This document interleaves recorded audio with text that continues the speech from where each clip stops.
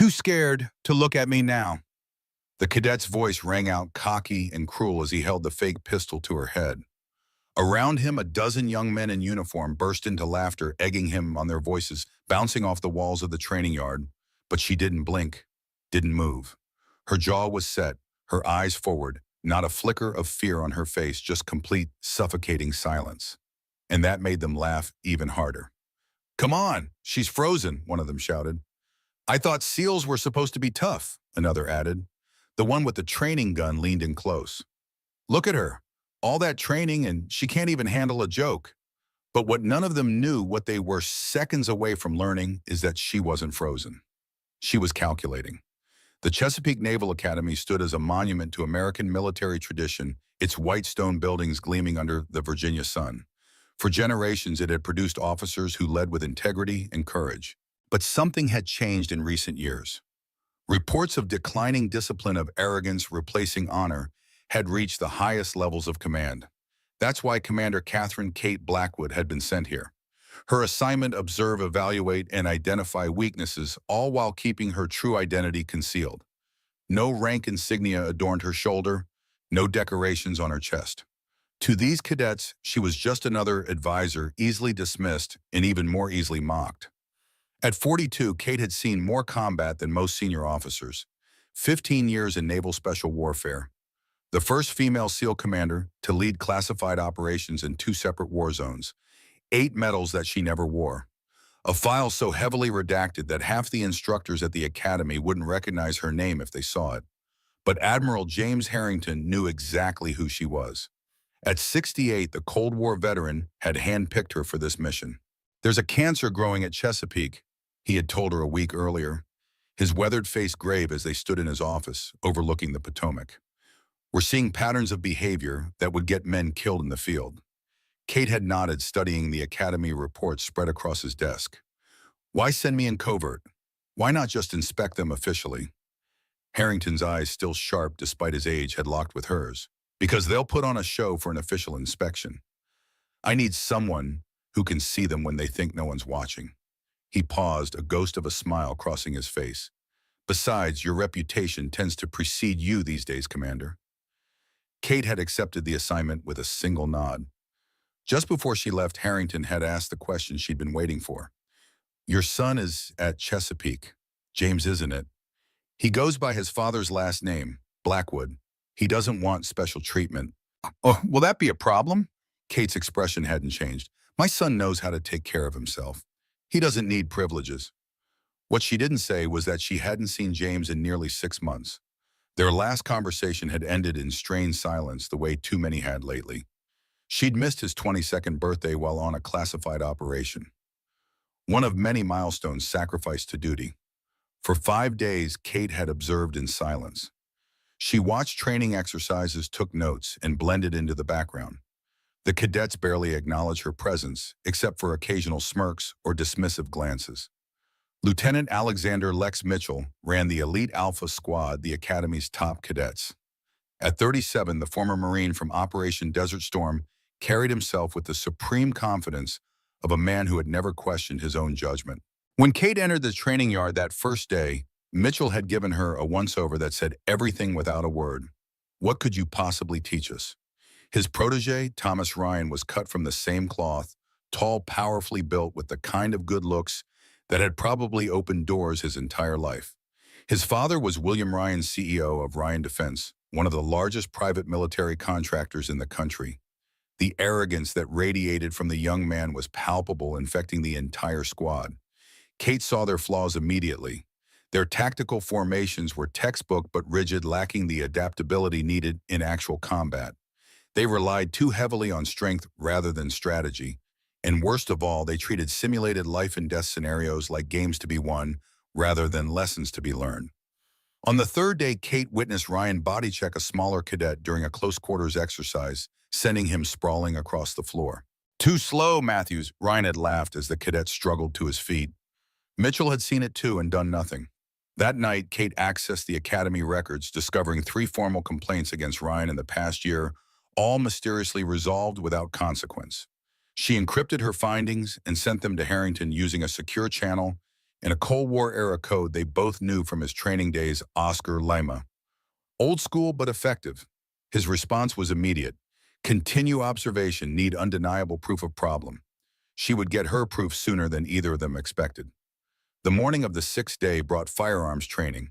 The cadets assembled in the yard, each equipped with rubber M9 training pistols, standard Navy issue, and Miles gear, multiple integrated laser engagement system, sophisticated equipment that registered hits during combat simulations. Mitchell stood before them demonstrating proper stance and grip. Remember, gentlemen, these might be rubber, but treat them as live weapons. Habit builds discipline. Kate stood at the edge of the yard, clipboard in hand, noting the inconsistencies in Mitchell's instruction compared to current SEAL protocols. The rubber pistols looked and felt like the real thing, designed to build muscle memory without the risk of live fire. The cadets broke into pairs for drills, moving with the choreographed precision of men who had practiced extensively but never faced genuine danger. Their movements were too wide, too theatrical. In real combat, such flourishes would get them killed. As the session progressed, Kate felt the weight of attention shifting toward her. Ryan and three other cadets kept glancing her way, exchanging smirks. She recognized the look she'd seen it her entire career. The look of men who believed a woman had no place in their world. The training session ended, but as the cadets began to disperse, Ryan and his circle lingered. Kate continued making notes, seemingly oblivious to their approach. She heard them before she saw them. Low chuckles, muttered comments just loud enough for her to catch fragments. Probably some diversity hire. Never seen real action. Then Ryan was standing before her, his 6'3" frame casting a shadow across her notepad. His fellow cadets formed a loose semicircle around them. "Got some feedback for us, ma'am." Ryan's voice dripped with false courtesy. Kate looked up, her face impassive. "I'm just observing, cadet." "You've been observing for a week now. Silent as a ghost." Ryan tilted his head, studying her with exaggerated curiosity. "Makes us wonder why they'd send someone like you to evaluate us." Kate held his gaze without responding, which seemed to irritate him more than any retort could have. Ryan's hand moved to the rubber pistol, still holstered at his hip. "You know how to use one of these, ma'am, or do advisors just watch from the sidelines?" The circle tightened slightly. From the corner of her eye, Kate noticed one cadet taller than the others, hanging back with a troubled expression. James, her son. Their eyes met for a fraction of a second, and she saw the conflict there, the silent plea for her not to make a scene. Too late for that. Ryan drew the rubber pistol with practiced smoothness, a motion that would have impressed anyone who hadn't disarmed actual terrorists. In one fluid movement, he raised it and pressed the muzzle against Kate's temple. "Too scared to look at me now." His voice rang out cocky and cruel. Around him, the cadets burst into laughter, egging him on, their voices bouncing off the walls of the training yard. But Kate didn't blink, didn't move. Her jaw was set, her eyes forward, not a flicker of fear on her face, just complete suffocating silence. And that made them laugh even harder. "Come on, she's frozen," one of them shouted. "I thought SEALs were supposed to be tough," another added. Ryan leaned in close, his breath warm against her cheek. "Look at her, all that training and she can't even handle a joke." But what none of them knew, what they were seconds away from learning, is that Kate wasn't frozen. She was calculating. In 15 years of combat operations, Commander Blackwood had learned that the most dangerous moment wasn't when the bullets started flying. It was the millisecond before, when your brain had to decide between hesitation and action. She had trained away hesitation long ago. Kate moved in a blur of speed so fast it knocked the air out of the crowd. She stepped back, twisted her body, and drove her elbow into Ryan's wrist. The gun dropped. Before it even hit the ground, she'd swept his legs out, spun him face down, and had a knee pressed into the center of his back. His arm twisted behind him in a position so painful it made him yelp like a kicked dog. "Still think this is a game?" she said, her voice sharp as steel. The yard went dead silent. The other cadets stared frozen. One dropped his water bottle. Another took a step back without realizing it. They were trained to respect rank, to memorize procedures. But this was real. This was war born into movement. Every inch of her posture screamed lived experience. She stood slowly, letting Ryan scramble to his feet, humiliated and speechless. Then Kate turned and faced the group. "That was a rubber gun," she said, her voice low but carrying across the silent yard. If it were real, you'd be scraping your buddy's brains off your boots.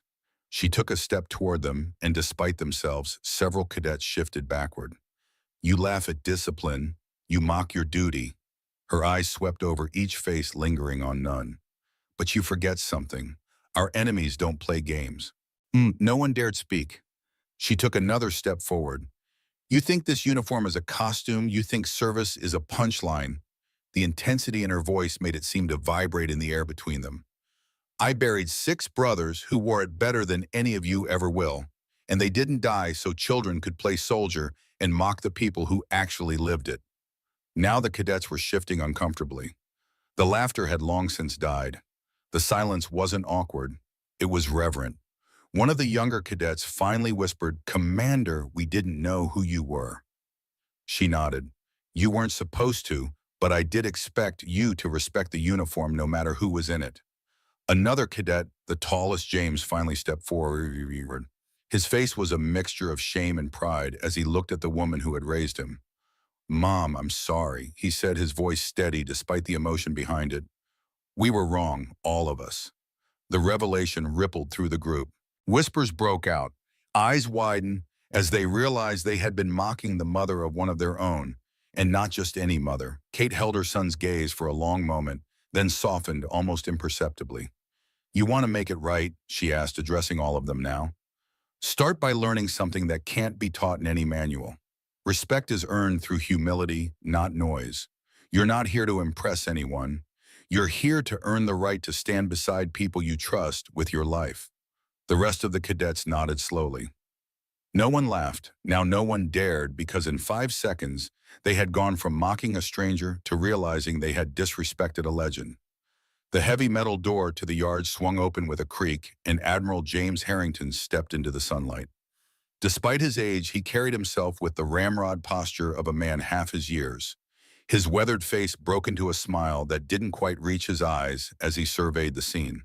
"I see Commander Blackwood has made your acquaintance," he said, his voice carrying the weight of decades of command. The cadets stiffened to attention instinctively. Harrington approached Kate, speaking just loudly enough for the nearest cadets to hear. "I take it you've found what we were looking for, Commander." "Just scratching the surface, sir," Kate replied. Ryan stood with his shoulders slumped, the burning humiliation on his face now mixed with genuine fear as he realized the magnitude of his mistake.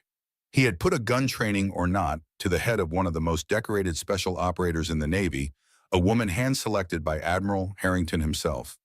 Mitchell appeared at the yard entrance, taking in the scene with confusion that quickly morphed into concern. His eyes darted from Kate to Harrington, to the subdued cadets, and finally to Ryan's still reddening face. "Admiral," he began, "I wasn't aware we were expecting you today." "Clearly," Harrington replied dryly. As the Admiral led the cadets and Mitchell away for what would undoubtedly be an uncomfortable conversation, Kate found herself alone with James for the first time since her arrival. They stood in awkward silence, mother and son separated by more than just a few feet between them. "You could have told me you were coming," James finally said, his voice low. Kate studied her son's face, seeing so much of his father there, the same determined jawline, the same eyes that couldn't quite hide their emotions. "Would it have changed anything?" she asked. James looked away. "They're not bad guys, Mom. Not really. Just young, arrogant, dangerous," Kate finished for him. "I've seen it before.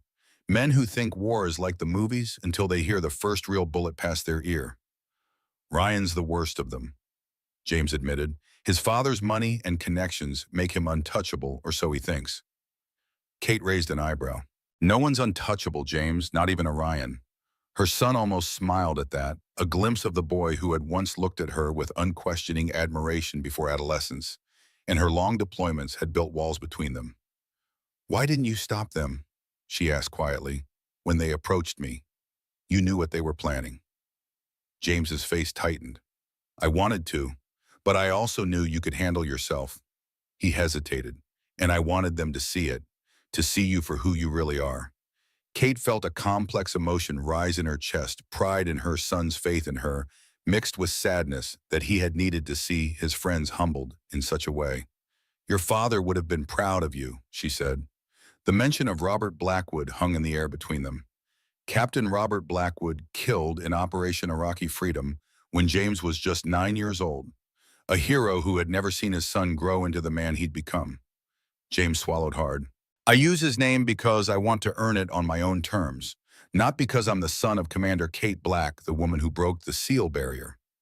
I understand that better than you think, Kate replied. She had spent her entire career proving herself fighting for every inch of respect. But that doesn't excuse what happened here today.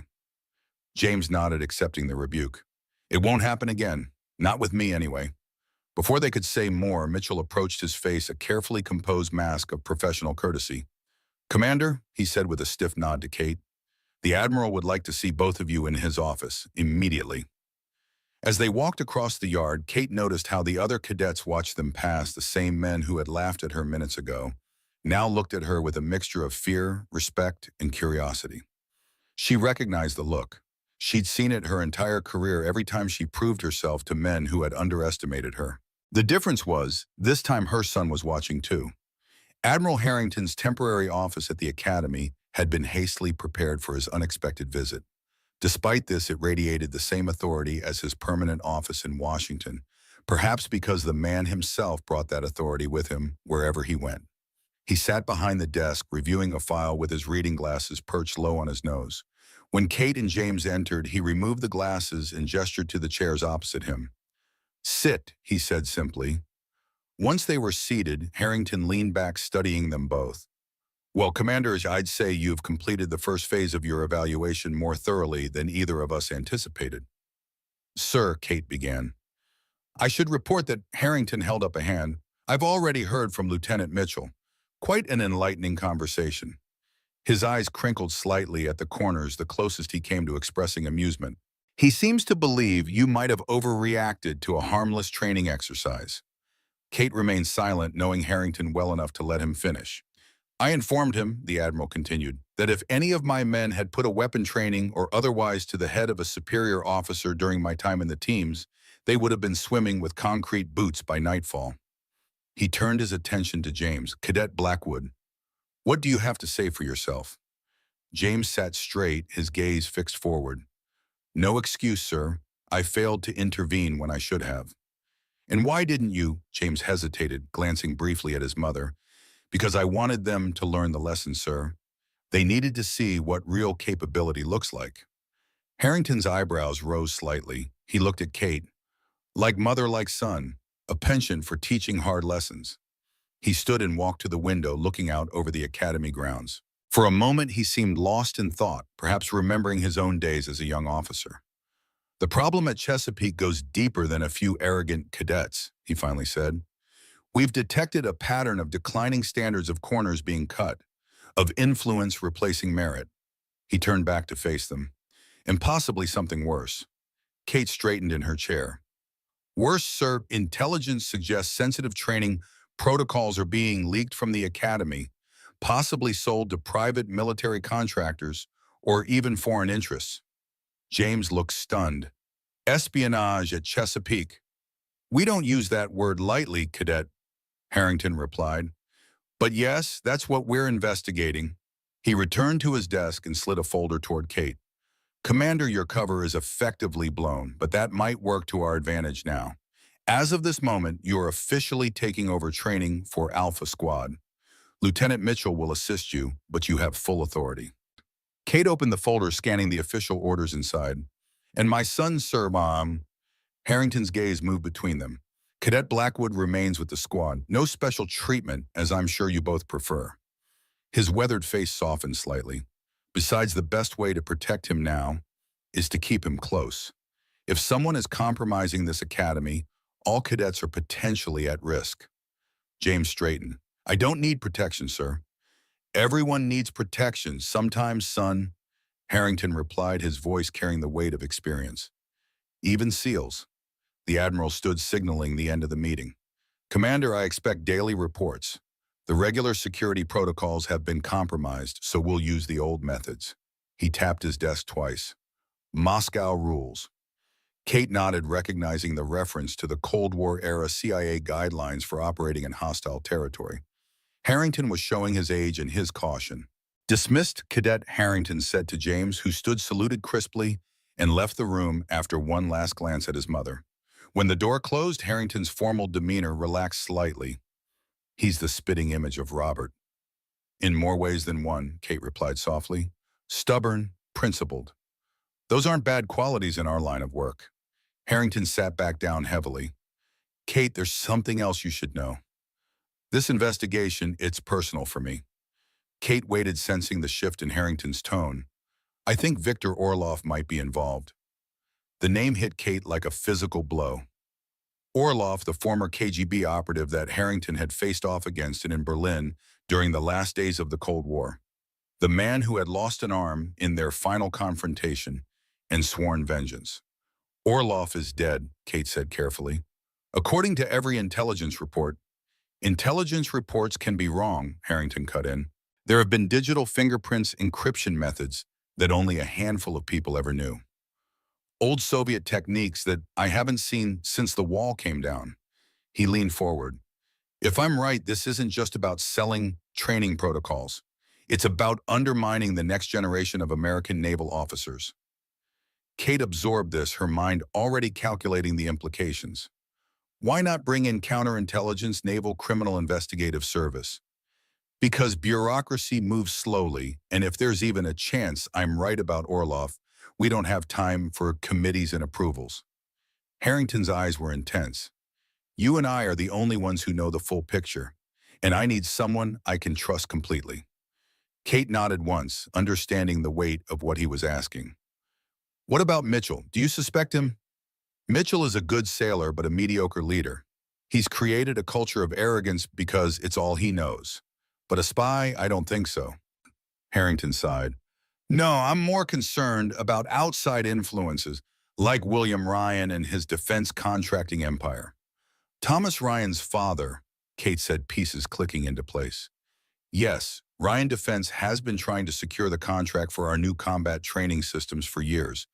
Imagine how valuable inside information would be to them. Kate stood, her decision made. I'll start with Alpha Squad tomorrow morning, complete restructuring of their training program. Mitchell won't like that. A rare smile crossed Kate's face. With respect, Admiral, that's counting in my favor.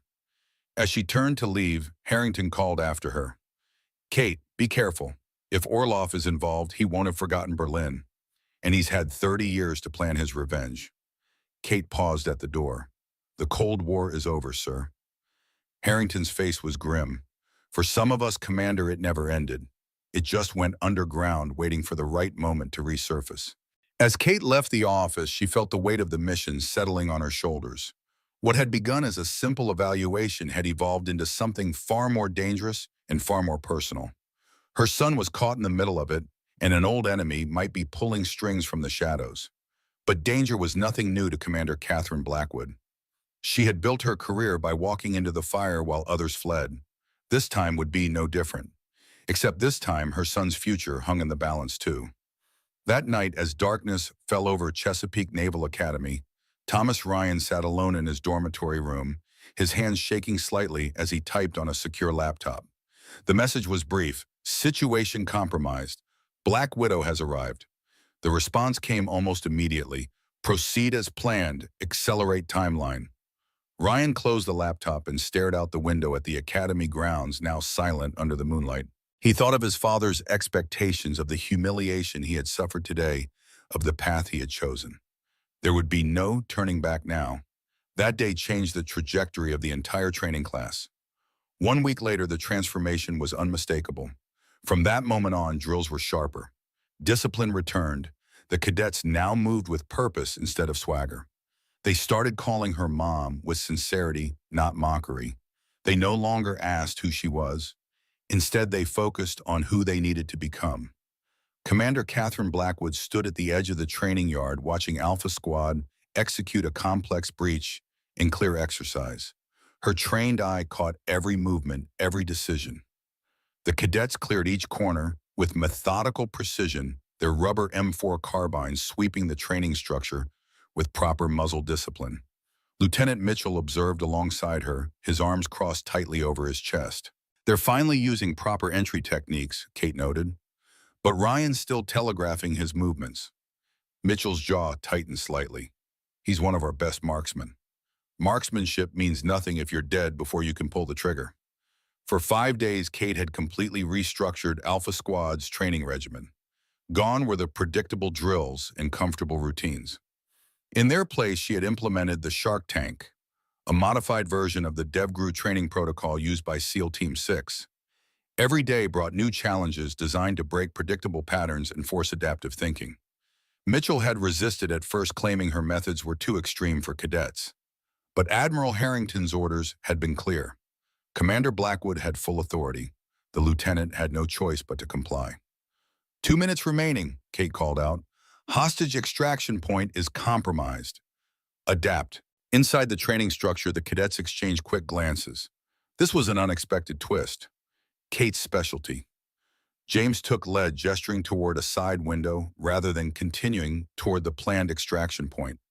Ryan hesitated, clearly wanting to challenge the decision, then reluctantly followed.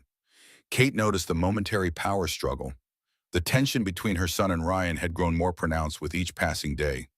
Professional rivalry tinged with personal animosity, a dangerous combination in the field. Time's up, Kate announced as the last cadet climbed through the window.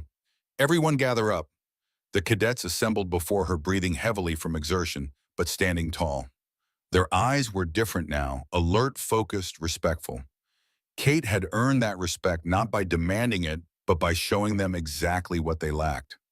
Better, she acknowledged, but better gets you a nice funeral with a flag-draped coffin. I need perfect. She walked along the line, addressing individual performance. When she reached Ryan, she paused. Your hesitation at the extraction point change could have cost Loiswa. Why did you pause? Ryan's face flushed, but his voice remained steady. I disagreed with the alternate route assessment, Commander. Then voice it, discuss it, but don't stand there contemplating while bullets could be flying, Kate replied. In combat, a bad decision executed immediately and unanimously is often better than a perfect plan executed with hesitation. Ryan nodded stiffly. Yes, Commander. Kate completed her review, then dismissed the squad for afternoon physical training. As the cadets dispersed, Mitchell approached her. A word, Commander. His tone was carefully neutral. They moved away from the training area toward the administration building. Mitchell waited until they were out of earshot before speaking. Your methods are getting results, he admitted reluctantly, but there's concern about their sustainability. Kate raised an eyebrow. Whose concern? Dean Marshall believes we're pushing too hard. These are cadets, not active duty SEALs. These cadets will lead men into combat zones within a year of graduation, Kate countered. The enemy won't care about their tender feelings. Mitchell's professional facade cracked slightly. This isn't just about training methods, is it? This is about what happened that first date, about Ryan. Kate stopped walking and faced him directly. Lieutenant, let me be very clear. What happened that day was a symptom of a cultural problem that you allowed to develop. These young men were being trained to believe they're untouchable, that rules don't apply to them. That gets people killed in the real world. Mitchell started to respond, then seemed to reconsider. His eyes shifted, focusing on something over Kate's shoulder. She turned to see Admiral Harrington approaching, accompanied by a tall, distinguished man in an expensive suit that screamed civilian. Commander Blackwood, Harrington called out. A moment, please. Kate approached and saluted. Admiral? At ease, Harrington said. He gestured to the civilian beside him. This is William Ryan, CEO of Ryan Defense. He's here for a demonstration of our training protocols. The emphasis Harrington placed on the words told Kate everything she needed to know. This was Thomas Ryan's father, and a person of significant interest in their investigation. William Ryan extended his hand. His grip was firm, his smile practiced, the polished exterior of a man accustomed to power. Commander Blackwood, your reputation precedes you. Quite the trailblazer, aren't you? There was something in his tone, a subtle condescension beneath the veneer of respect. Kate had heard it countless times throughout her career. I just do the job, Mr. Ryan, she replied evenly. Ryan's smile didn't waver. Of course, I understand my son is in your training squad. I hope he's measuring up to expectations. Your son is talented, Kate said diplomatically. He's making progress. Ryan nodded, seemingly satisfied with this assessment. Excellent. I've always pushed Thomas to excel. The Ryan name comes with certain expectations. Harrington interjected smoothly. Mr. Ryan's company is developing next-generation training systems for the Navy. He's here to observe current methodologies. Kate caught the Admiral's subtle signal. Keep him talking. Learn what you can. Our current training could certainly benefit from technological advancement, Kate offered. What specifically is Ryan Defense working on? Ryan's eyes lit up with practiced enthusiasm. Integrated virtual reality combat simulators with neural feedback components. Imagine training that feels real without any physical danger. We could simulate any combat environment from urban Tehran to the mountains of North Korea. Impressive, Kate said, though in my experience, nothing replaces the stress of actual physical training. That's the old way of thinking, Ryan replied with casual dismissiveness. The future of military training is digital, clean, efficient. War isn't clean, Kate said simply. An awkward silence fell. Ryan's smile tightened almost imperceptibly. Harrington cleared his throat. Mr. Ryan will be observing afternoon exercises. Commander, please continue with your scheduled training. Lieutenant Mitchell can act as Mr. Ryan's guide. Kate nodded, understanding the dismissal. As she turned to leave, Ryan called after her. Commander, I'd appreciate it if you didn't mention my visit to Thomas. I prefer to surprise him. Kate acknowledged this with a nod, but made no promises. As she walked away, she could feel Ryan's eyes on her back, calculating, assessing. The encounter left her with an uneasy feeling. There was something predatory about William Ryan, something that went beyond typical corporate ambition. She needed to talk to her son. Finding James proved difficult. He wasn't at physical training with the rest of the squad. Kate finally located him in the small memorial garden at the academy's eastern edge, a quiet place where few cadets ventured. He sat on a stone bench staring at the bronze plaque bearing his father's name among other fallen graduates. Kate approached quietly, but James sensed her presence. Years of being raised by a SEAL had sharpened his awareness. He died when I was 9, James said without turning. I have memories, but they're starting to fade. Sometimes I can't remember exactly what his voice sounded like. Kate sat beside her son, her eyes fixed on Robert's name. Captain Robert Blackwood, U.S. Navy SEAL, 1971-2009. Her husband, James's father, a ghost that had shaped both their lives. He had a deep laugh, she said softly. It came from his chest. You couldn't help smiling when you heard it. James nodded, absorbing this detail like a precious gift. I remember him teaching me to swim. He wouldn't let me use floaties. Said Blackwood's learn the hard way or not at all. A small smile touched Kate's lips. That sounds like him. They sat in silence for a moment, this rare moment of peace between them, fragile and precious. Your friend, Ryan, Kate finally said. How well do you know him? James's expression hardened. He's not my friend. We're in the same squad. His father is here, observing training. James turned to her, surprise evident on his face. William Ryan here. That's unusual. You've met him before. Once at a donor event. James searched for the right word. Intense. Thomas is always trying to impress him, but nothing's ever good enough. Kate considered this. Does Ryan ever discuss his father's business, Ryan Defense? James gave her a searching look. Is this Commander Blackwood asking, or my mother? Both, Kate admitted. James sighed. Thomas brags sometimes about classified projects his father lets him see. Combat simulators, drone systems. He implied once that his father had access to training protocols before they were officially released. Kate kept her expression neutral, despite the significance of this revelation. Has he ever asked you about my work? My missions?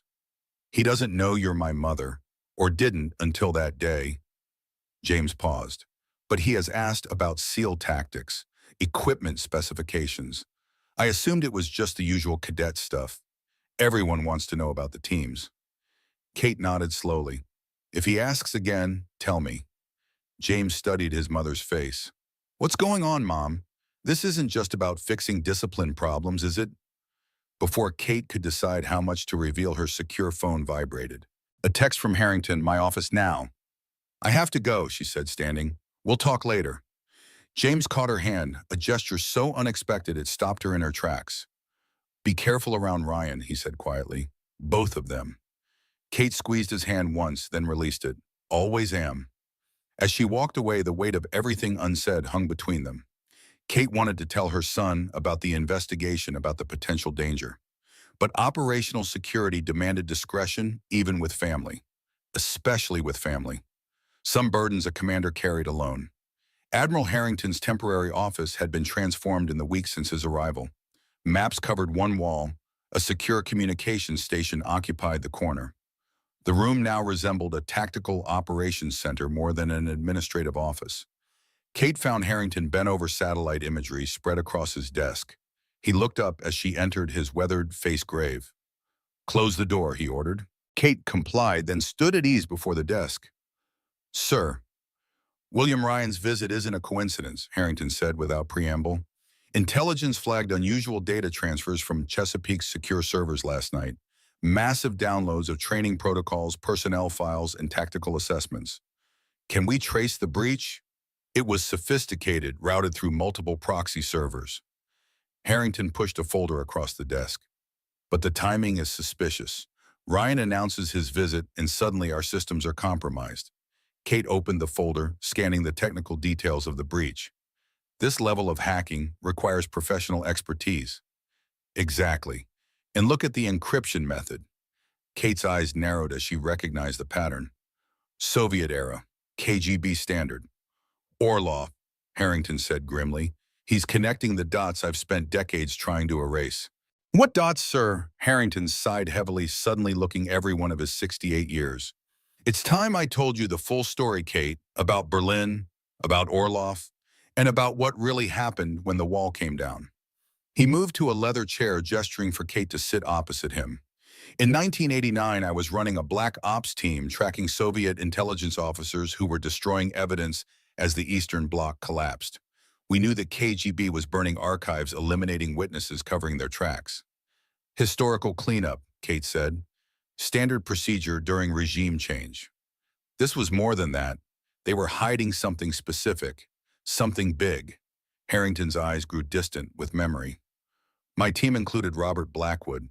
He was a young lieutenant, then brilliant at code breaking. He deciphered intercepted communications that led us to a KGB safe house in East Berlin."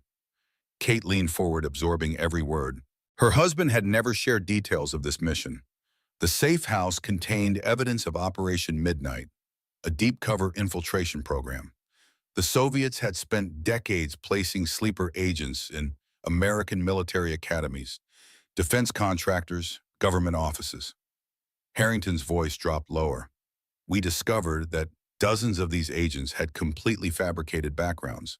They were ghosts created by the KGB's best forger, Viktor Orlov. But the wall fell. The Soviet Union collapsed," Kate said. "Surely these networks were exposed or dismantled." "Some were, others went dormant. And Orlov," Harrington's face hardened. "Orlov escaped with the complete list of agents. I tracked him to a harbor on the Baltic. We fought. I thought I'd killed him when he fell into the water. But no body was ever recovered." "And you think he survived, that he's activating old networks?" "I think he never stopped." William Ryan founded Ryan Defense in 1991, just after the Soviet collapse. His background before that is suspiciously thin, and his company has secured contracts giving them access to our most sensitive training programs. The implication was staggering. "You suspect Ryan is one of Orlov's agents, that he's been operating for decades." "I can't prove it yet," Harrington admitted, "but the data breach used Orlov's methods, and Ryan's visit provides perfect cover, a legitimate reason to be at Chesapeake while the system is compromised." Kate processed this information, her tactical mind already formulating response options. "What's our next move?" "We accelerate your training program, push the cadets to their limits. See who breaks, who complains."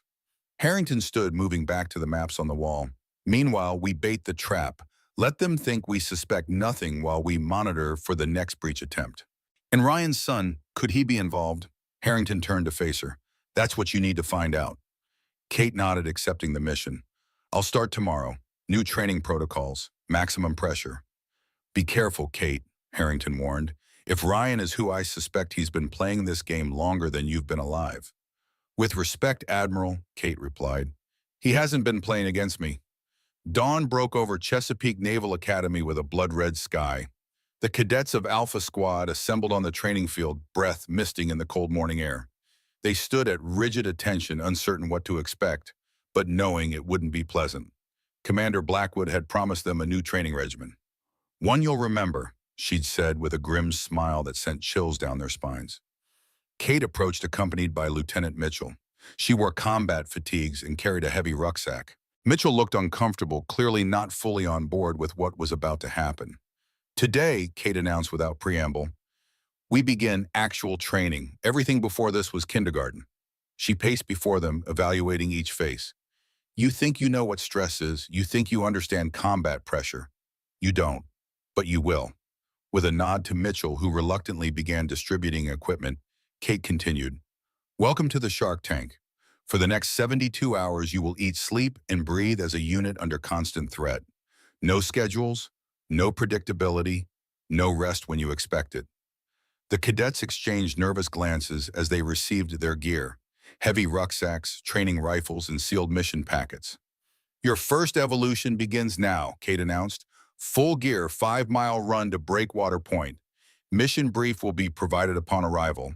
Any cadet not arriving within 45 minutes will cause the entire squad to restart. Move."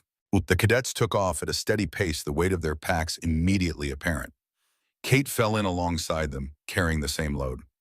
Mitchell followed in a training vehicle, looking increasingly concerned about the intensity. By mile 3, the squad's formation had begun to fragment.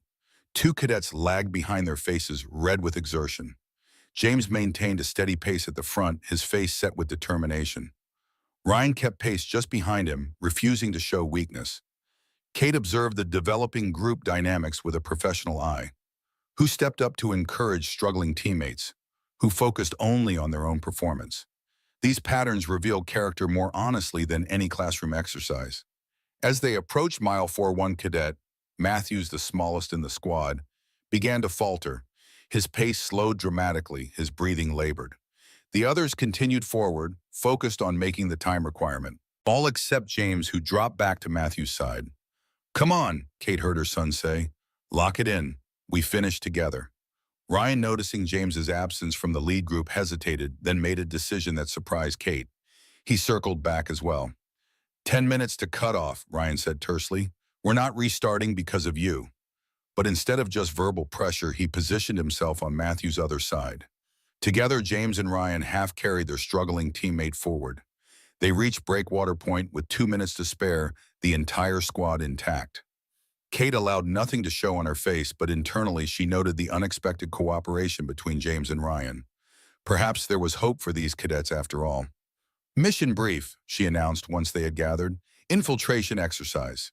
Your objective: retrieve the target package from the abandoned boathouse 1 mile offshore, then exfiltrate undetected."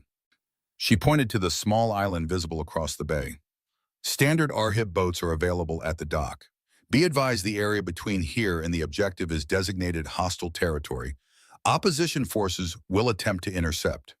The opposition forces were actually instructors from another department equipped with training weapons that fired painful but non-lethal marking rounds. The cadets would face real consequences for tactical errors. "Ryan, you're squad leader for this evolution," Kate announced, watching carefully for her son's reaction. James maintained his composure, accepting the decision without visible resentment. "Questions?" Kate asked. Ryan stepped forward. "Rules of engagement, Commander.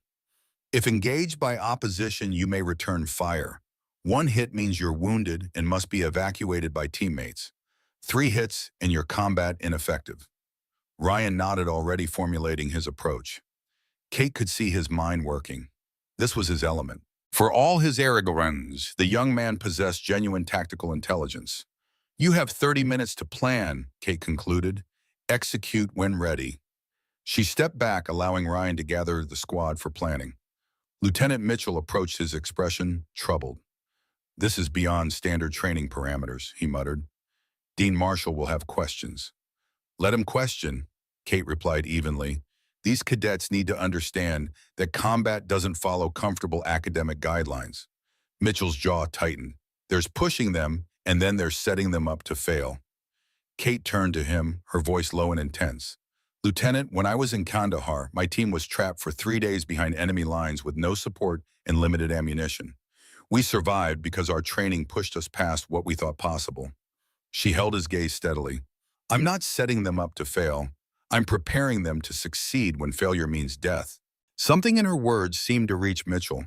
His posture shifted slightly, becoming less defensive.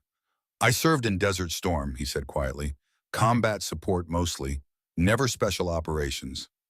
Kate's assessment of him adjusted. Perhaps his resistance wasn't just wounded pride or territoriality. Perhaps it stemmed from the natural hesitation of someone who recognized the vast gulf between conventional military experience and the shadowy world of special operations. Different roles, same team, she offered, extending an olive branch. Your experience still matters, Lieutenant. Mitchell nodded, accepting the gesture for what it was. The cadets respect you, he admitted. Even Ryan, though he'd never say it. Respect is a start, Kate replied. Trust is what they need to develop. They watched as Ryan deployed the squad in a tight circle using a stick to draw formations in the sand. His planning was methodical, considering multiple approach vectors and contingencies. James contributed actively without trying to undermine Ryan's authority. They're adapting, Kate observed, working together despite personal differences. Trial by fire, Mitchell acknowledged. It works. 30 minutes later, Alpha Squad executed their mission. Kate and Mitchell observed from a distance using binoculars to track their progress. The cadets moved with surprising discipline, maintaining proper intervals and communications protocols. When opposition forces engaged them near the shoreline, they responded with coordinated covering fire and tactical retreats. Not perfect. 2 cadets took wounds requiring evacuation, but far better than Kate had expected. Ryan demonstrated genuine leadership ability, adjusting his strategy when the original approach proved untenable. James showed impressive initiative without overstepping his role in the command structure. The squad successfully retrieved the target package, a sealed container with coded documents, and returned to the rally point within the specified time frame. As they debriefed the exercise, Kate noticed a subtle change in the squad's demeanor. The artificial hierarchy that had existed before, based on family connections and swagger, had begun to reshape itself around demonstrated competence. Even Ryan seemed to view his teammates differently, with genuine respect rather than mere tolerance. Solid performance, Kate concluded. Not great, but solid. We'll break down the details later. She checked her watch. You have 15 minutes to hydrate and eat. Next evolution begins at 1300. As the cadets collapsed gratefully onto the ground, reaching for water bottles and energy bars, Kate's secure phone vibrated. A text from Harrington. Package delivered. Confirm receipt. The cryptic message used their predetermined code. Translation. The system had detected another attempted data breach. The trap was set. Now they needed to see who would take the bait. Kate composed her reply carefully. Package received, proceeding as planned. She scanned the exhausted cadets, wondering which of them might be unknowingly involved in something far more dangerous than training exercises. Ryan was the obvious suspect given his father's connections, but Kate had learned long ago that the obvious choice was rarely the correct one in counterintelligence matters. As if sensing her scrutiny, Ryan looked up, meeting her gaze with an unreadable expression. Was that determination she saw in his eyes? Resentment, or something else entirely? Kate turned away, moving toward the command vehicle where Mitchell was preparing for the next exercise. She couldn't afford to fixate on Ryan. The threat could come from anywhere, even sources they hadn't yet considered. The day progressed through a series of increasingly demanding exercises. By nightfall, the cadets were operating on pure willpower, their bodies exhausted but their minds still sharp from the constant pressure. Kate pushed them relentlessly, watching for breaking points, for any sign of unusual behavior or communication. As darkness fell completely, she finally called a halt. Set up defensive positions and establish watch rotation, she ordered. 4 hours rest, then we move again. The cadets practically collapsed as they established their small encampment, their movements slow and pained, but still disciplined. Kate stepped away, ostensibly to confer with Mitchell, but actually to check in with Harrington. Her satellite phone connected after several seconds of encryption handshaking. Status, Harrington asked without preamble. Squad is performing above expectations, Kate reported. No anomalous behavior observed. The data breach was more sophisticated than we anticipated, Harrington said, his voice tight with concern. They weren't just after training at protocols this time. They accessed personnel files, specifically yours and mine. Kate absorbed this with a chill of apprehension. They're identifying who knows about the investigation. Exactly, which means our timeline just accelerated. Harrington paused. There's something else. William Ryan has requested a demonstration of the new combat simulation system tomorrow. He's bringing a technical team to assess integration requirements. Perfect cover for extracting more data, Kate observed. Or worse. Harrington's voice dropped lower. Intelligence intercepted fragments of a communication using the old Venona cipher. The words Black Widow appeared multiple times. Kate's blood ran cold. That was my call sign in Afghanistan. Yes, they know exactly who you are, Kate, and they're specifically tracking you. Harrington's concern was palpable even over the secure line. I'm sending additional security teams, but they won't arrive until tomorrow afternoon. I'll accelerate the training program, Kate decided. Keep the cadets isolated and under direct observation. If someone's communicating with outside contacts, they'll have to break protocol to do it. Agreed, and Kate, Harrington hesitated. Watch your back. If Orloff is involved, this is personal for him. Very personal. Understood, sir. Kate ended the call and stood motionless for a moment, letting the cool night air clear her head. The mission parameters had changed. This was no longer just about identifying security weaknesses or disciplinary issues. It was about uncovering a potential decades-long infiltration of America's military training systems, and she was now directly in the crosshairs. As she returned to the encampment, Kate noticed James sitting slightly apart from the others, his face illuminated by starlight. He looked up as she approached, concern evident in his expression. "Everything okay?" he asked quietly. Kate considered how much to share. Operational security demanded discretion, but maternal instinct pushed her toward warning her son. Before she could decide, a commotion erupted from the main group. Two cadets were engaged in a heated argument that threatened to become physical. Ryan and Matthews, the same cadet who had struggled during the run. Kate moved quickly to intervene, but James beat her to it. "Stand down," James ordered, positioning himself between them. "What the hell is wrong with you two?" Ryan's face was flushed with anger. "I caught him using his phone, against direct orders." Matthews looked terrified. "I was just checking the time." "Bullshit," Ryan snarled. "You were typing something." Kate stepped into the circle, her presence immediately commanding attention. "Phone, now." She extended her hand toward Matthews, who reluctantly surrendered his device. The screen showed a text message, composition window. The partial message read, "Tell Dad I can't make weekend Liberty, training extended to..." Kate felt a complex mixture of relief and continued suspicion. The message appeared innocent enough, but could easily be a cover for something else. "No electronic communications" was a direct order, Cadet Matthews. "Yes, Commander. I'm sorry, I just..." "Save it," Kate cut him off. "You've just volunteered for first watch, 4 hours starting now." She pocketed the phone, noting Matthews' expression of resigned acceptance. If he was involved in something nefarious, he hid it well. Ryan watched the exchange with an intensity that struck Kate as unusual. Was his anger at Matthews' genuine concern for protocol, or something else? Was he watching to see how Kate handled potential security breaches? "The rest of you sleep while you can," Kate ordered. "And to be crystal clear, any electronic device used without direct authorization will result in immediate dismissal from the program. No exceptions." As the cadets settled into their sleeping bags, Kate positioned herself where she could observe the entire group.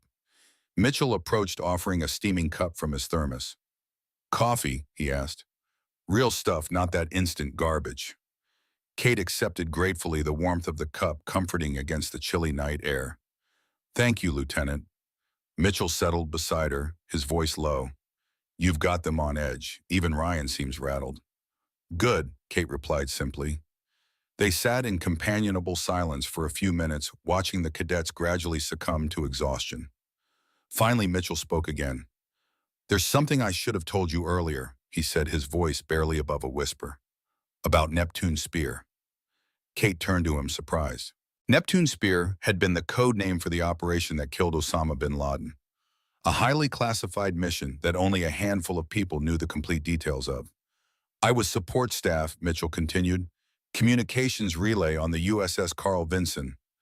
I never saw combat, but I heard your voice on the channel that night. He met her eyes directly. I knew who you were the moment you arrived at Chesapeake, Tata. I just couldn't say anything because of the classification level. Kate studied him carefully, reassessing everything she knew about Lieutenant Alexander Mitchell. Why tell me now? Mitchell looked away toward the sleeping cadets. Because whatever's happening here goes beyond training issues. I can sense it. He turned back to her. I've served the Navy faithfully for 17 years, Commander. If there's something threatening these cadets, threatening this academy, I want to help. Kate considered her options. Mitchell could be a valuable ally, or he could be feeding her a convincing story to gain her trust. In counterintelligence, trust was a luxury rarely afforded. I appreciate that, Lieutenant, she said carefully. For now, the best help you can provide is maintaining the training schedule and observing the cadets closely. Any unusual behavior, any breach of protocol, no matter how small, I need to know immediately. Mitchell nodded, accepting the non-answer for what it was. Yes, Commander. As he moved away to check the perimeter, Kate turned her attention back to the cadets. James had positioned his sleeping bag near Ryan's, the two young men, apparently having reached some form of truce. Matthew stood stiffly at his watch post, occasionally scanning the darkness with night vision goggles. Everything seemed normal, and that Kate knew from bitter experience was precisely when you should be most alert. She settled in for a long night, her senses hyper-aware of every sound, every movement. Somewhere out there, the enemy was moving pieces into position. The data breaches, the coded messages, William Ryan's convenient visit, all pointed to an operation reaching its critical phase. Tomorrow would bring Ryan and his technical team to Chesapeake. Tomorrow would reveal whether Admiral Harrington's Cold War ghosts were real or imagined. Tomorrow would determine if decades of infiltration would finally bear fruit. And Kate Blackwood, sitting alone in the darkness, while those under her protection slept, made a silent promise to herself and to the country she had sworn to defend.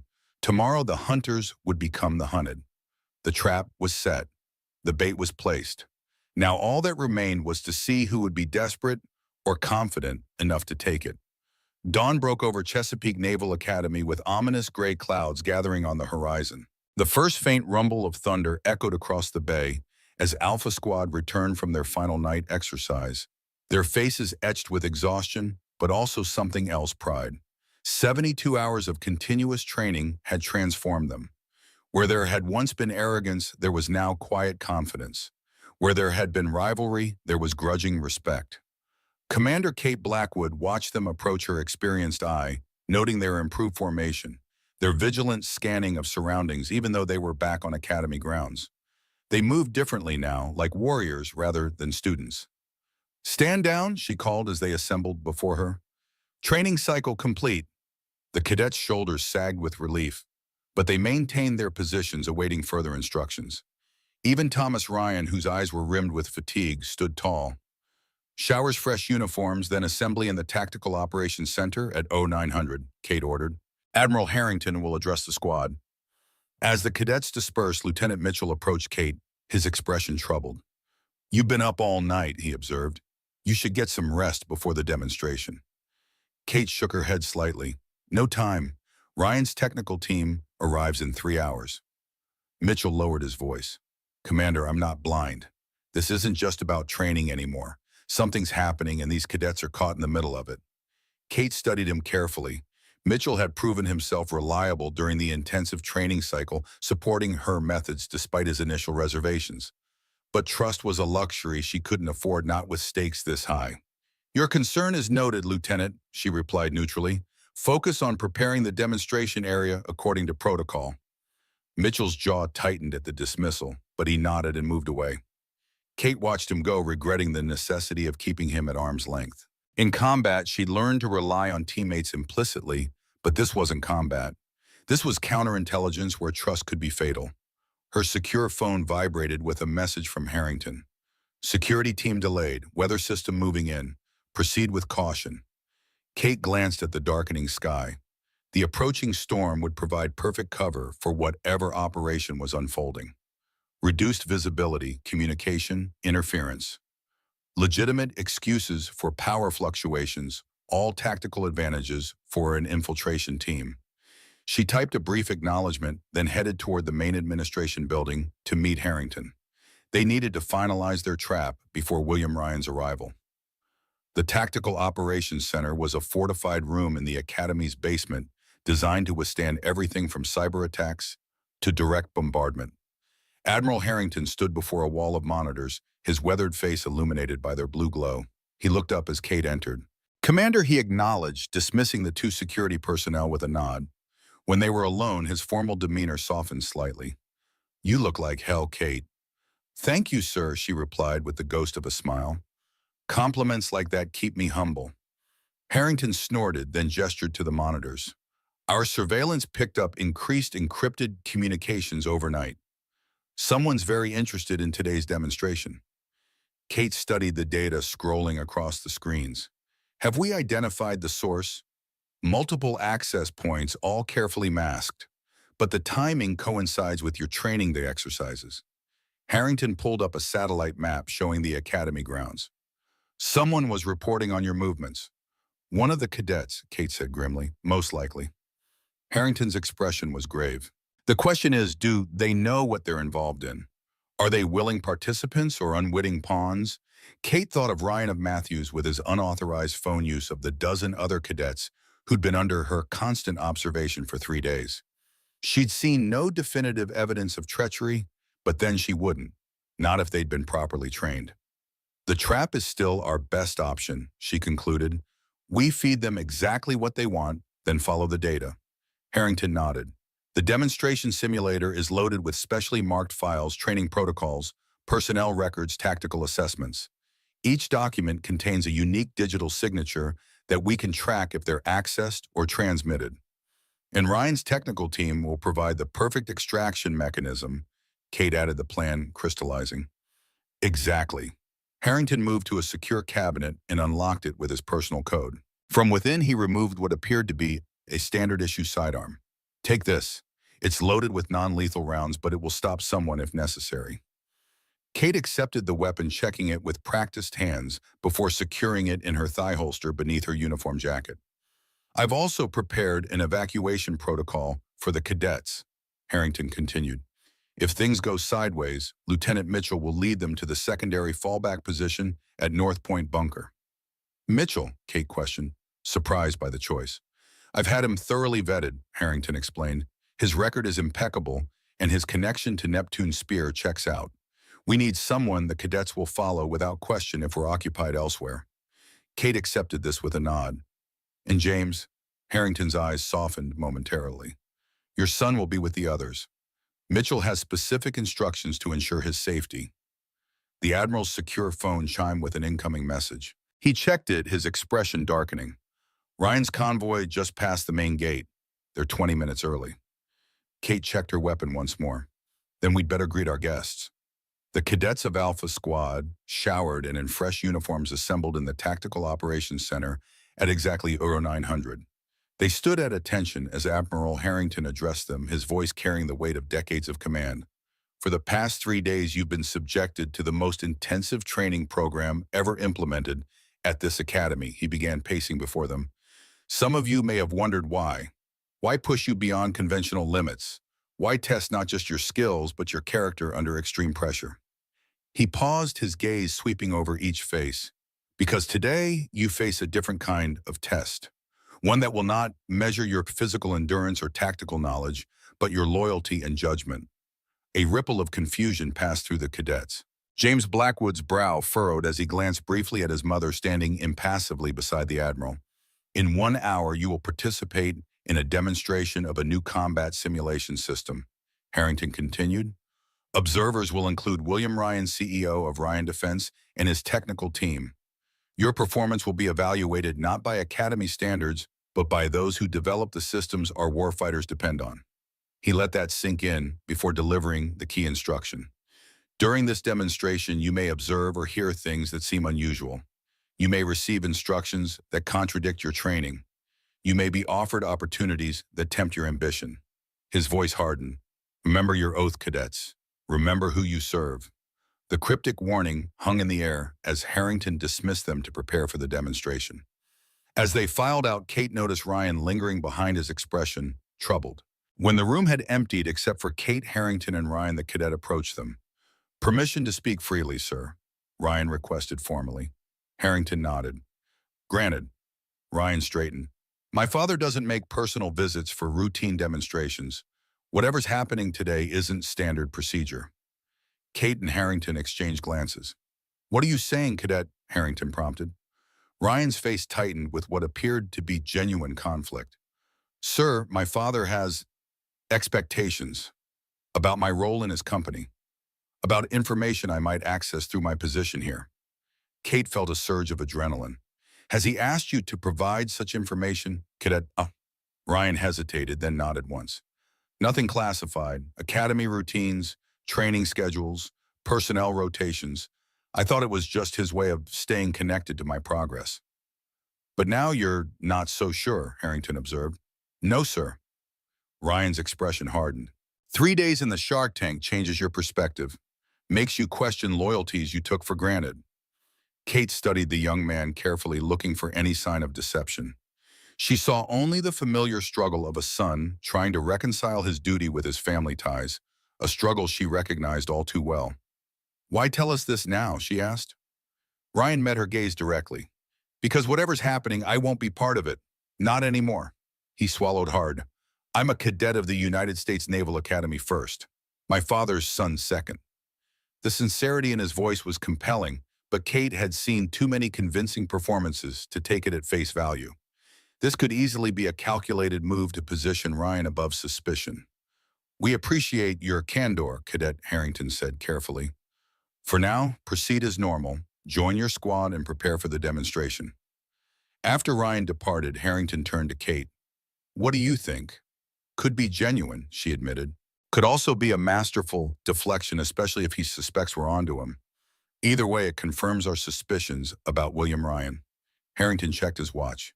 "They'll be at the simulation center in 20 minutes. Time to set our pieces on the board." The Combat Simulation Center occupied a converted hangar at the Academy's northern edge. Inside, state-of-the-art virtual reality systems allowed cadets to experience combat scenarios with unprecedented realism. For today's demonstration, the main system had been updated with Ryan Defense's newest neural feedback components technology that supposedly enhanced training by simulating physical sensations. Kate supervised as Alpha Squad prepared, checking their specialized VR gear and reviewing the demonstration scenario. James approached as she inspected the system interfaces. "Mom," he said quietly, using the familial address now that the other cadets had moved out of earshot. "What's really going on?" Kate hesitated, torn between operational security and maternal instinct. "A security concern," she finally said.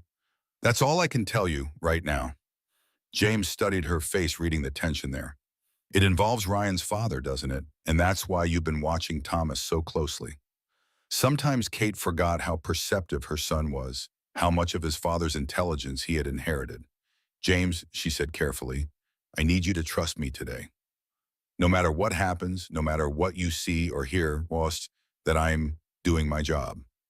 He nodded slowly. "I always have." The simple statement caught her off guard, warming something that had been cold inside her for too long. Before she could respond, Lieutenant Mitchell appeared at the hangar entrance. "They're here," he announced. 5 vehicles, more personnel than expected." Kate squeezed her son's shoulder once, then returned to her professional demeanor. "Positions, everyone. Remember the protocol." William Ryan entered the simulation center like a man who expected to own it someday. Confident, commanding his expensive suit, incongruous among the uniforms. Behind him came a dozen men and women in Ryan Defense polo shirts carrying equipment cases and tablet computers.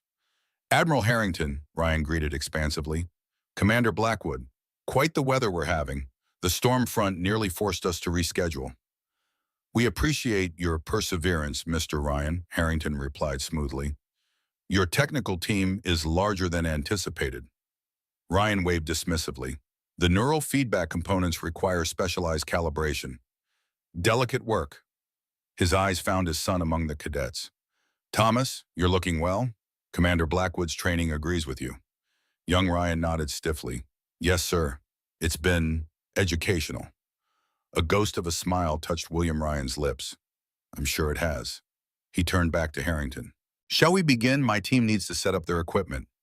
As the Ryan defense personnel dispersed throughout the facility, Kate noticed their movements were oddly coordinated for civilian technicians. They positioned themselves near key access points, computer terminals, and security cameras with a precision that raised her internal alarms. Curious about the technical aspects, Commander Ryan asked, noticing her observation. Always, Kate replies evenly, especially neural feedback technology. It's still experimental as I understand it. Not anymore. Yeah. Ryan's smile didn't reach his eyes. We've made remarkable advances. Today's demonstration will prove that conventional training methods, like yours, are becoming obsolete. The challenge in his voice was unmistakable. Kate merely nodded, maintaining her professional facade while mentally calculating distances to exits, weapons, and potential cover. The storm outside had intensified, rain now lashing against the hangar's metal roof and sheets. Perfect cover for whatever was coming. The demonstration began with Alpha Squad entering the virtual environment, a simulated urban warfare scenario in a Middle Eastern setting. The cadets moved through the digital landscape with the improved discipline Kate had instilled, clearing corners and coordinating movements with hand signals. William Ryan observed from a control station, occasionally commenting to Harrington about system capabilities, while his technical team continued their work around the periphery of the room. To casual observation, they appeared to be monitoring the simulation's performance. Kate, however, noticed their frequent access to systems unrelated to the demonstration. The trap was being sprung, just not the one they had set. Kate caught Harrington's eye and tapped her wrist twice, their predetermined signal for accelerating the timeline. He nodded almost imperceptibly, then addressed Ryan. Perhaps we should evaluate the neural feedback components now, Harrington suggested. That's the primary innovation after all. Ryan checked his watch, then nodded. Excellent idea, Admiral. We've prepared a special demonstration module for just that purpose. He gestured to one of his technicians, who initiated a new program sequence. Inside the simulation, the cadets suddenly found themselves in a different scenario, a classified SEAL infiltration protocol that Kate recognized immediately as one used in actual operations. This is quite detailed, Harrington observed carefully, almost identical to our operational procedures. We spare no expense in research and development, Ryan replied smoothly. Authenticity is crucial for effective training. A sudden power fluctuation made the lights flicker momentarily. Thunder boomed overhead as the storm reached its peak intensity. One of Ryan's technicians approached him, whispering something that made his expression tighten. Minor technical issue, Ryan explains, and the storm is affecting our uplink. Kate didn't believe him for a second. The technical issue had to be related to their digital trap, the tracking signatures embedded in the files. Ryan's team had discovered them. The atmosphere in the room shifted subtly but unmistakably. Ryan's technicians moved with new purpose, positioning themselves near exits and access panels. Inside the simulation, the cadets continued their exercise, unaware of the tension building in the real world around them. Kate's hand dropped casually to her side, inches from her concealed weapon. She caught Mitchell's eye across the room and gave a tiny nod. He understood immediately, moving to a position closer to the simulator controls where the cadets could be quickly extracted if necessary. The facade was crumbling by the second. Kate could see it in Ryan's eyes, the calculation, the realization that his operation had been compromised. But instead of retreat, she saw something more dangerous: decision. Admiral, Ryan said, his voice now stripped of its corporate polish. I believe we've seen enough of the demonstration. Perhaps we should move to your office to discuss the contract details. It was a transparent attempt to separate Harrington from the security of the simulation center. Kate tensed, ready to intervene, but the Admiral was already responding. I think we'll conclude the formal portion right here, Harrington said firmly. In fact, I believe Naval Criminal Investigative Service would be interested in reviewing the data your team has been extracting from our systems. The pretense shattered. Ryan's face hardened into something entirely different, cold, calculating, dangerous. Always the tactical thinker, James. That's why you were such a formidable opponent in Berlin. Harrington didn't flinch at the reference. Hello, Victor. I wondered if you'd finally show your true face. The revelation hung in the air like an electrical charge. William Ryan, or Victor Orloff, smiled thinly. 36 years I've waited for this moment. he said, his American accent now tinged with Slavic undertones. Rebuilding my identity, positioning my assets, penetrating your precious institutions. His eyes gleamed with triumph and hatred. The Cold War never ended, James. It merely evolved. Kate assessed the tactical situation with rapid precision. 8 of Ryan's technicians had subtly repositioned to block exits. 2 others were accessing control panels likely to disable security systems. The cadets remained in the simulation, effectively blind to the confrontation unfolding around them. "It's over, Orloff," Harrington stated calmly. "We've been tracking your operation for months. Every file you've stolen has been tagged and traced. Every communication intercepted." Orloff laughed, a cold, harsh sound. "You always were a convincing liar, James. But we both know the truth. Your security teams are grounded by the storm. Your communications are already compromised. And in exactly 2 minutes, this entire facility will experience a complete systems failure." His smile widened, "including the life support regulators." Kate realized with horror what he meant. The neural feedback components installed in the simulation system could deliver lethal electrical charges directly to the cadets' nervous systems if the safety protocols were disabled. James, her son, was in that simulator. "Commander Blackwood," Orloff addressed her directly, "the legendary Black Widow. Your reputation in Afghanistan was quite impressive." His eyes narrowed. "But mothers make predictable operators. Too emotional, too attached." Kate's training took over, suppressing the fear that threatened to cloud her judgment. "Lieutenant Mitchell," she called out clearly. "Emergency Protocol Alpha. Now." Mitchell reacted instantly, slapping the emergency shutdown on the simulator and activating the Academy's alert system. Sirens wailed as the VR system began its emergency extraction sequence. Chaos erupted. Orloff's team moved with military precision, drawing concealed weapons. Kate drew her sidearm in one fluid motion, shoving Harrington toward cover behind a control console as bullets shattered equipment around them. "Get the cadets out!" Kate shouted to Mitchell as she returned fire, her non-lethal rounds hitting one attacker in the chest and sending him crashing to the floor, temporarily paralyzed. Inside the simulator, warning lights flashed as the emergency protocols engaged. The cadets began removing their VR gear, confusion turning to alarm as they emerged into the firefight. "Take cover," James shouted to his fellow cadets, showing the leadership Kate had always known he possessed. They scrambled behind equipment racks and support columns as bullets ricocheted around them. Thomas Ryan emerged from the simulator, his face registering shock as he saw his father directing the attack. "Dad," he called out in disbelief, "what are you doing?" Orloff turned toward his son, momentary surprise on his face. "Stay down, Thomas. This doesn't concern you." "Doesn't concern me, Ishrami," young Ryan's voice cracked with emotion. "You're attacking the Academy, my Academy." "Our legacy is greater than this place," Orloff replied coldly. "Everything I've built was for you to continue."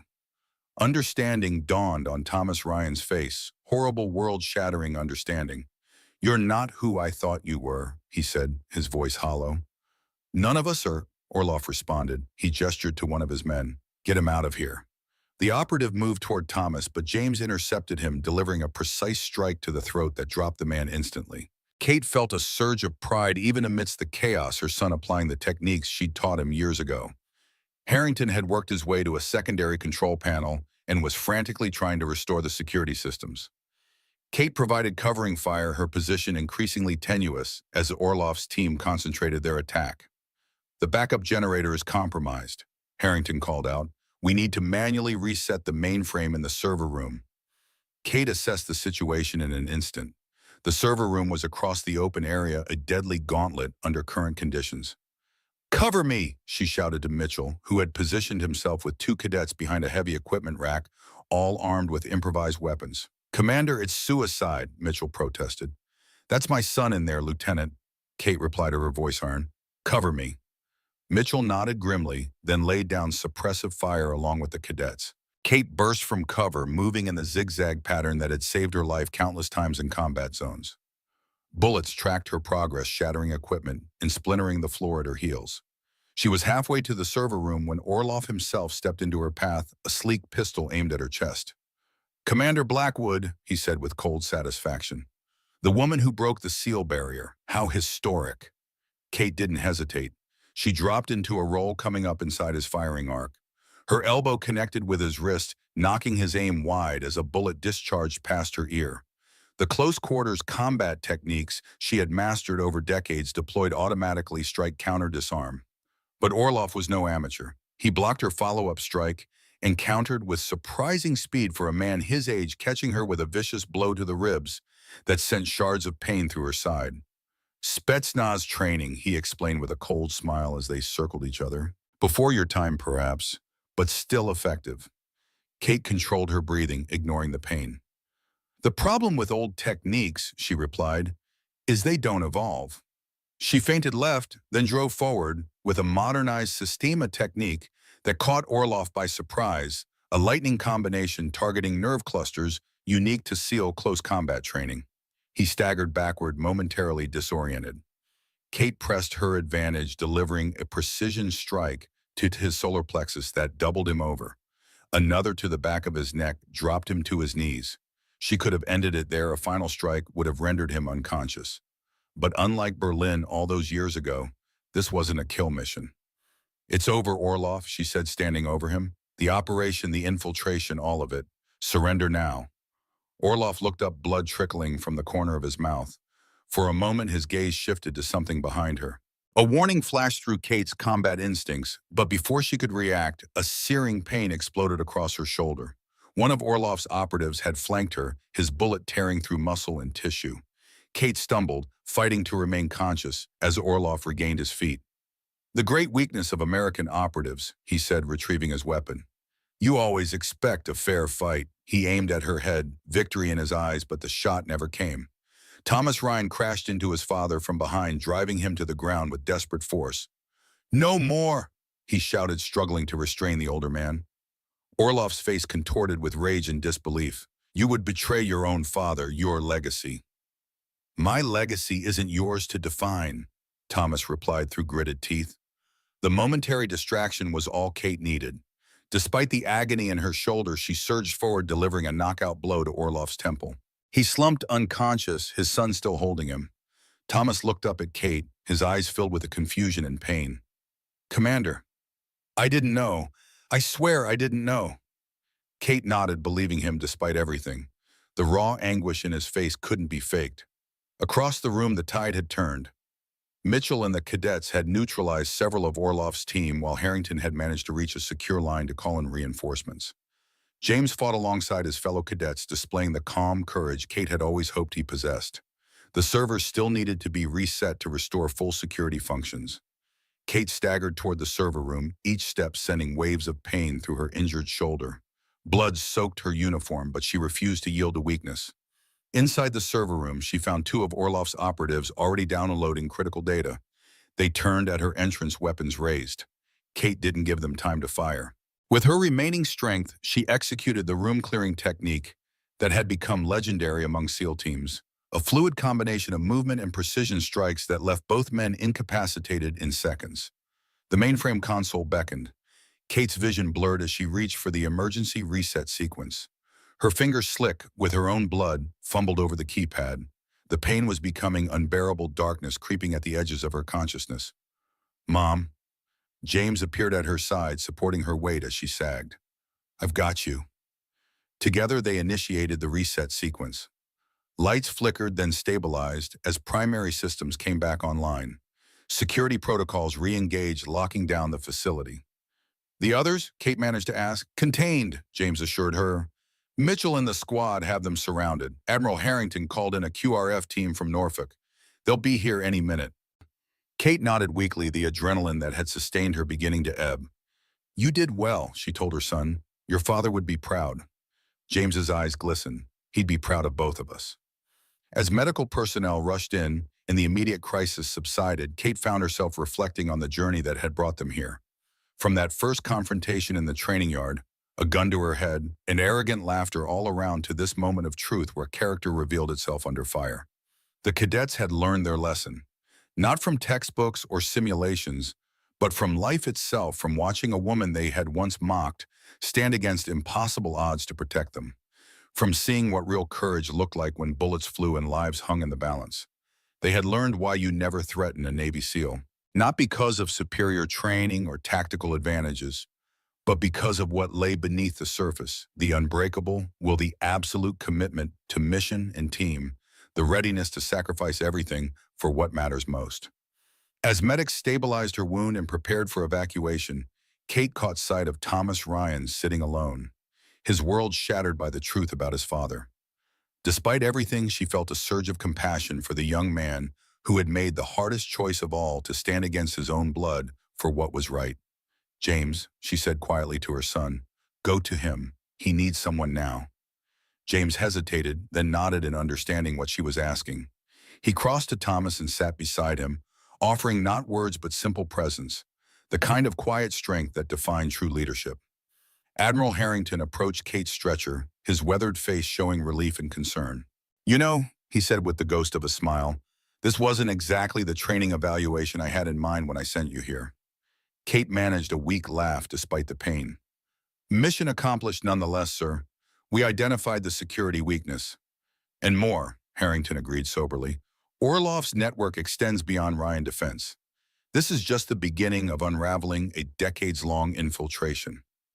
Those cadets will help build the defense against it," Kate said, looking at the young men who had proven themselves under fire. "They've seen the threat firsthand now. They understand what's at stake." Harrington followed her gaze. They had a good teacher. As medical personnel prepared to move her, Kate caught a final glimpse of James and Thomas sitting together, adversaries transformed into allies by fire and truth. The other cadets gathered around them, their former hierarchies dissolved by shared danger. That day changed more than just the trajectory of a training class. It changed the course of young lives. It exposed a decades-old conspiracy. It healed the rift between a mother and son. From that moment on, the cadets of Alpha Squad moved differently, spoke differently, thought differently. They no longer asked who Commander Blackwood was. They focused instead on who they needed to become. And Kate, she never raised her voice again. She didn't need to because they'd already heard the loudest lesson of all, that true strength isn't measured by swagger or intimidation, but by what you do when everything is on the line. In the end, that was the legacy she left at Chesapeake Naval Academy. Not just as the woman who broke the SEAL barrier, but as the commander who showed a new generation what that barrier was made of, not gender or physical prowess, but the unbreakable will to stand between danger and those you're sworn to protect. Even if it means facing a gun to your head without flinching.